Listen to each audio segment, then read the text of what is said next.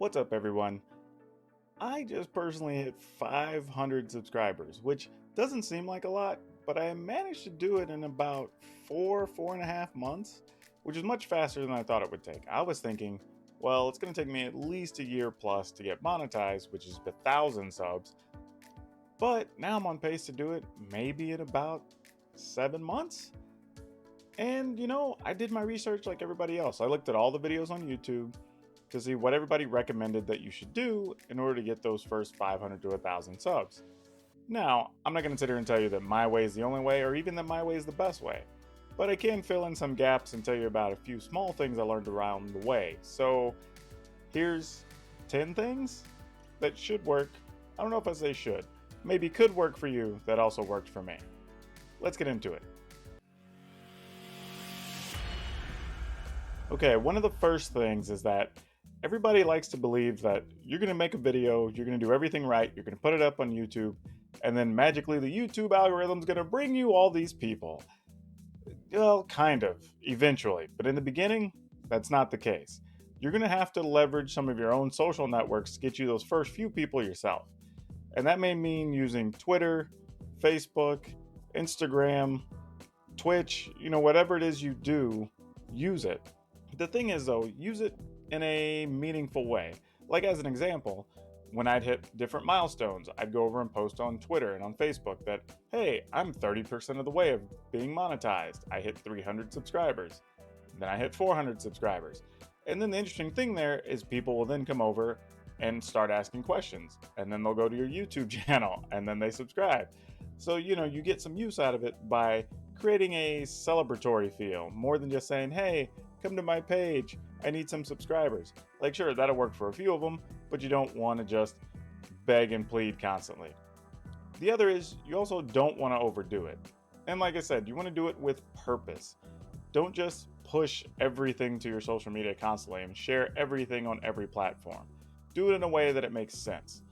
Like, if there's an important topic, something topical that day, and you do a video about it, use the share button on your videos on YouTube to put them out on your other platforms. Even lead with like, hey, here's this topic, this thing that's going on today. I made a video about it, let me know what you think. And then you create engagement on top of it.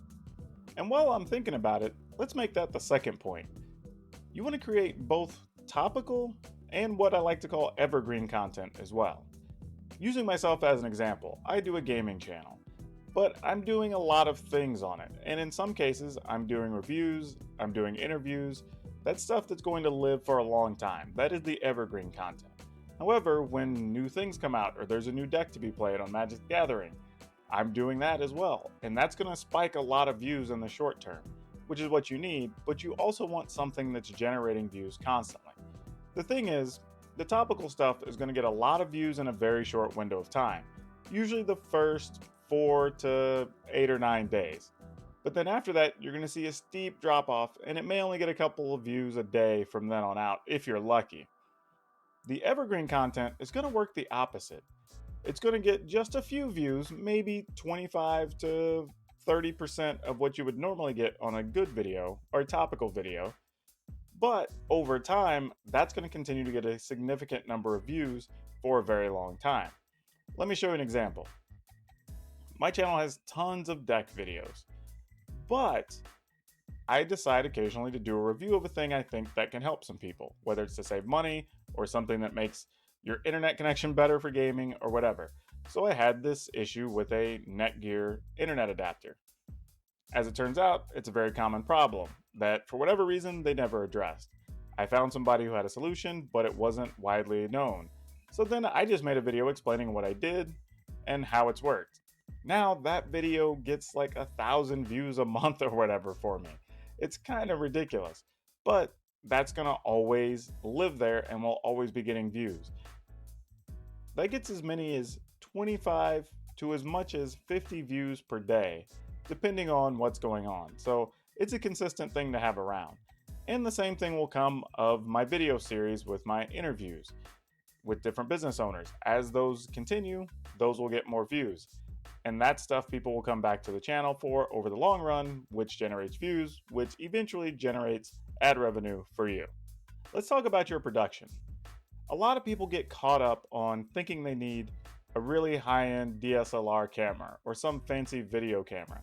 The truth is, that's not the case. Is it nice? Absolutely. I'm using a DSLR camera now, but I started out using just a webcam.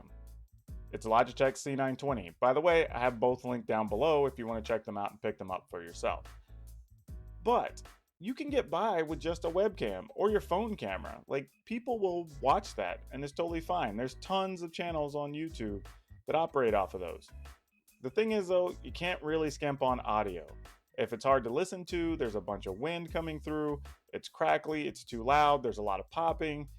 Any of those things can make it to where somebody has a bad viewing experience and they won't come back. Don't get me wrong, I'm not saying your visual is insignificant and you don't have to worry about it at all. I'm just saying in the beginning, when you're looking at budget, I would spend a little more on a microphone. Now, I'm not saying it has to be a super expensive microphone. There are several in the $50 to $100 range that are more than acceptable and will do everything you need to do. I personally use a Samsung CO1U Pro. It's about 80 bucks. I use it both for YouTube and for my podcast, and it's great. You don't have to spend a ton, but you do need to sound good. Another thing I don't remember ever being brought up is whatever subject matter you're talking about, try to be aware of big releases or major events around that subject. For myself, I do a lot of Magic the Gathering videos, so anytime there's a new set release coming out, I make it a point to try to do some extra deck videos, set reviews, things like that related to the new set, because I have about a week where everything's going to spike. Matter of fact, let me show you the latest chart from when I started getting serious about doing videos and then when the extra set came out there in the middle. So Ikoria Lair of the Behemoths came out in April, and as you can see in the chart, I kind of had a slow ramp up and then boom, April hit and I was pumping out videos all week. I did deck reviews, I did set reviews, I did general reviews and showed stuff from when I was playing on Twitch with the early access event. So many things related to that release all week just to maximize those views. I got a ton of new subscribers, a ton of watch time on my channel, and a lot of those people come back around and stayed. So the same thing, let's say I was into photography and there was a new camera coming out. Well then I would pick the 5 most popular cameras that I know people use, whether for photography, for streaming, or whatever. And then do 5 separate videos comparing each of those cameras to the new camera, because people are going to come to YouTube wanting to review how does their camera compare to the new one to see if maybe they should make a purchase or how much technology has changed. Stuff like that can get you a ton of views, and it's also good evergreen content because now you have that comparison video anytime somebody's thinking about making a decision. And who knows, maybe there's a big major tournament or event or something happening. You can find a way to relate your content to that because people will be searching for that online. This one's a little more nebulous, but be active in social media, be active on other people's YouTube channels in your space. And don't go in trying to dominate their conversations, but give fun feedback to their videos. When somebody asks a question, if it hasn't been answered yet and you know the answers, go ahead and answer it for them. If somebody has any type of issue where they need a reference and you have a video, you can freely say, hey, I have this video here that talks exactly about that, if you want to check it out. And over time, what you'll see is people will start noticing your name come up because they follow some of these other people. Some number of them will just click on your channel and check it out. Same thing applies to other social media. Like, let's say there's 2 or 3 other large YouTubers, Twitter personalities, whatever, that are in your same space. If you're engaging with them, eventually some of those people are going to follow you on Twitter. Some of them are going to follow you on Facebook. And then over time, they're going to see your other posts, which eventually will lead them back to YouTube. It seems kind of simple, but it's one of those things you have to be active. But the more active you are, the more exposure you get, and the more people will see you. All right, this one's the big one. And I know some of you are going to hate it because you don't like numbers and like looking at stuff. But the truth is, if you're going to try to get monetized and you want to make something out of this, you got to pay attention to the numbers. There's no way around it. And YouTube and Google give you tons and tons and tons of information. Like, this is the type of information that if somebody else had a small business, they would pay a lot of money to have this type of insight.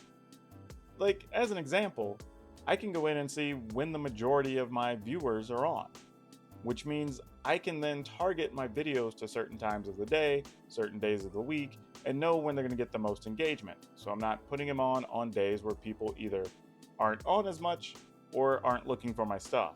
Or, I'm not putting it on at midnight when I get the most views at noon, maybe because people are checking my stuff during lunch. I don't know, but the data's there and it can tell you all kinds of stuff. Definitely pay attention to that. There is so much there to be gained, and it's so easy to dive into. The UI is good, it's clean, and it tells you literally everything. Like, for example, you can go in and even see what the most popular search terms are that bring people to your page. For my case, I know certain Magic the Gathering terms that draw people to my YouTube channel. All I have to do with that is then make sure that every single time I include something remotely related to that, I use that term in the video. So then when people are searching it, more people will find it. That leads to more subs, that leads to more views, and so on and so on. And it's a small thing again, but you just have to take the time to do it. And then it's just almost really looking at it as understanding the totality of your business from the analytics that YouTube gives you. Okay, this one requires real work, but do some A/B testing. If you don't understand the term, it's basically finding ways to compare two different items put into the same setting. So in this case, you might want to make 2 videos about similar topics and post them on 2 different days and just see what the engagement is with each one. Or do similar videos, similar topics, but maybe put them on different times of the day.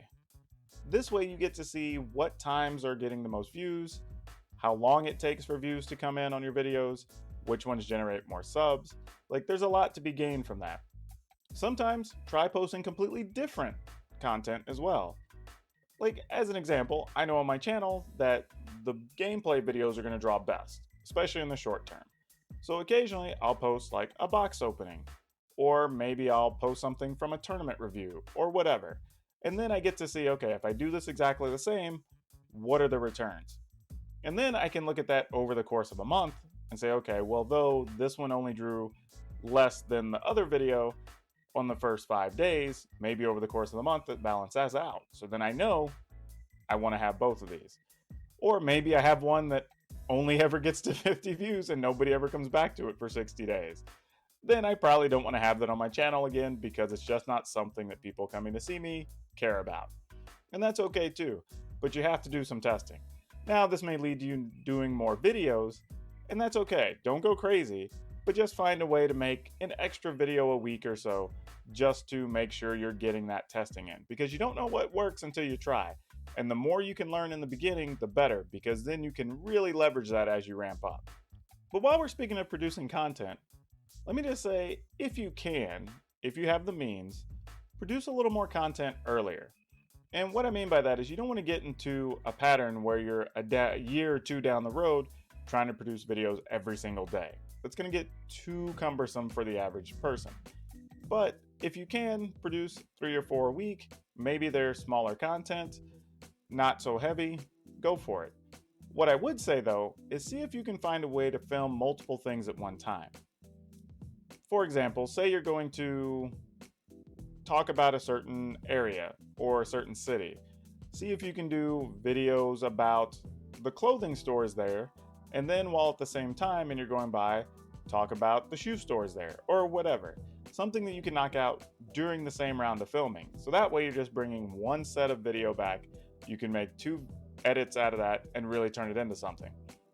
Early on, you really have to find ways to be creative so you can get those extra videos up, because it also gives people a backlog of videos they can watch of yours. That helps generate that extra view time you need to eventually get to the 4,000 hours to be monetized.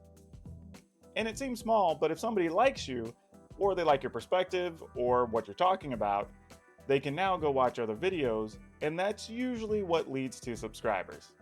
This one's one that seems really obvious, but it actually isn't for a lot of people, it seems. Simple fact you have to know going in is Google owns YouTube. Google likes searches, and we know that that's how people find things. And remember that people can find your stuff through Google as well as on YouTube, so the easier it is to search, the better. Like, let's say you wanted to post a video about a vacation you went to in California. Well, that's great, but even putting my vacation in Anaheim, California, well, that doesn't really mean much. But if you put vacationing in Anaheim, California, completely spelled out, and you include places you went, well, now anybody searching for any of those things or vacations about California or Anaheim or any of that stuff can now all find your video. Also, this is going to sound a little harsh, but remember that in the beginning, myself included, we're kind of nobodies in the grand sphere of things. So making your titles personalized doesn't mean much to the average person who may just stumble upon your video. You want to make it something that they are intentionally looking for so they can actually find the information they want. That's what's most important. Then once they're there, they can engage you, you can talk to them, they can see what you're about, but you got to get them there first on the basis of what they're going to be searching for.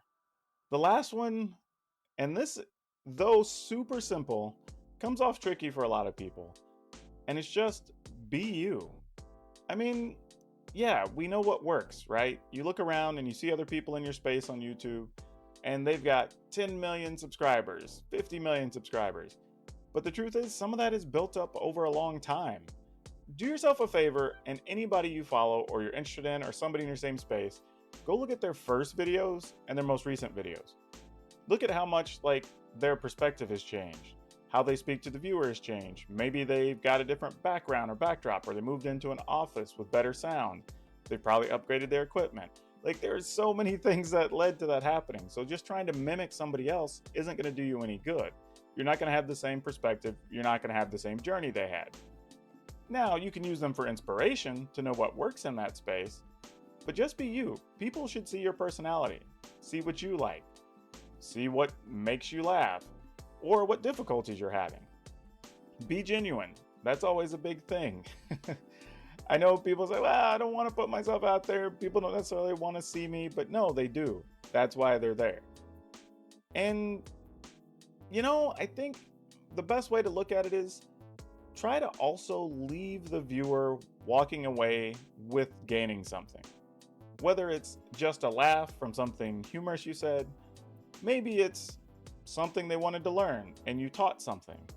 Or maybe they just got a resource that'll help them out next time. People remember that type of stuff, and that's why they're going to come back to your channel. Not just to see you do a thing and then, okay, that was fun, but what did I gain out of it? It's a small thing, but again, just think about yourself and what you like to see in different videos and your feelings when you walk away. Try to provide that for somebody.